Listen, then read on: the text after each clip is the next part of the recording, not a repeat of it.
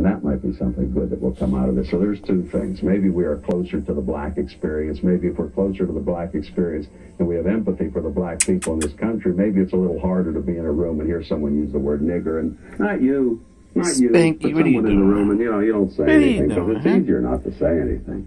But maybe we have to find a way to say something. Hey, you don't want to do that. You don't want, hey, look, don't do that. We don't need that. Don't say nigger. Don't say Jew. Don't say kike. Don't say chink. Don't say dago. Don't do this. Don't do this. We're going to pay a price. We're going to lose a sense of justice in this country if we keep hammering these ethnic slurs. And maybe we learn something from that. Maybe something good comes out of it that way. There he go. O.J. Causing mischief. O.J. Simpson, you know, I read his book, and O.J. Simpson always strikes me as a guy who is able to detach himself from reality very well, seeing the problems all around him and never seeing anything in himself, and I'm sure that's serving him right now. So O.J. can detach himself from reality, you know, and we all try to do that when things get rough, but sometimes, you know, when you're lying awake at night or waking up in the morning, some thoughts do get into you. Some thoughts get into you might not want to get into you. And O.J. will realize those thoughts, and he'll feel those thoughts. And O.J. will never be O.J. With all the cheering, he's not going to be behind bars, but he'll be behind bars that maybe you can't see. Sometimes.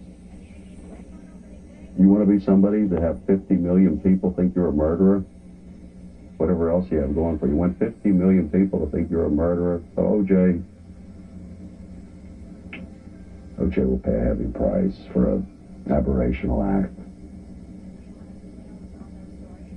And the Goldman family and the Brown family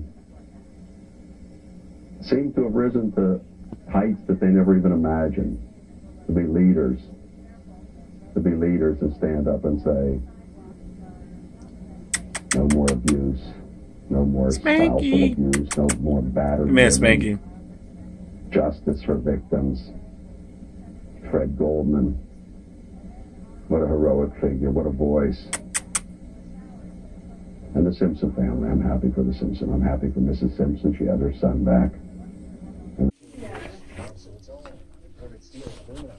The administration said those tariffs were in response to complaints that Beijing steals or pressures foreign companies to hand over technology.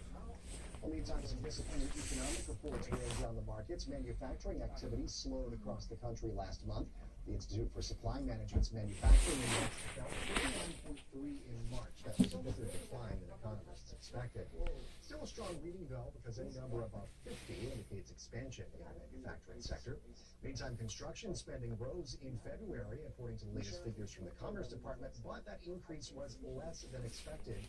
Construction spending ticked up just 0.1%.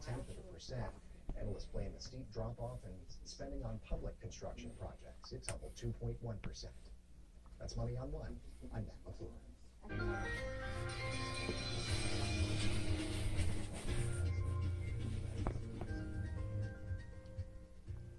Well, a viral campaign that began in the United Kingdom has some officials and advocacy groups here fearing for the safety of Muslims.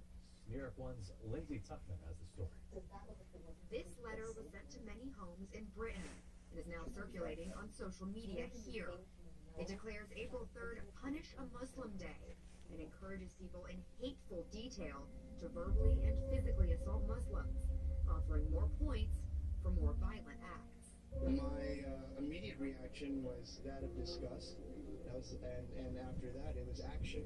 Brooklyn Borough President Eric Adams joined with representatives of the NYPD's Muslim Officer Society and other community groups to serve notice that hate will not be tolerated. This letter is despicable. This letter has the energy of someone who wants to do harm. Let's embrace the diversity that this city has to offer and send a strong message that it is unacceptable and won't be tolerated. Any concept of attempting to harm a person because of their religious beliefs. The NYPD's Intelligence Bureau says there's no evidence of the threat gaining traction in the city.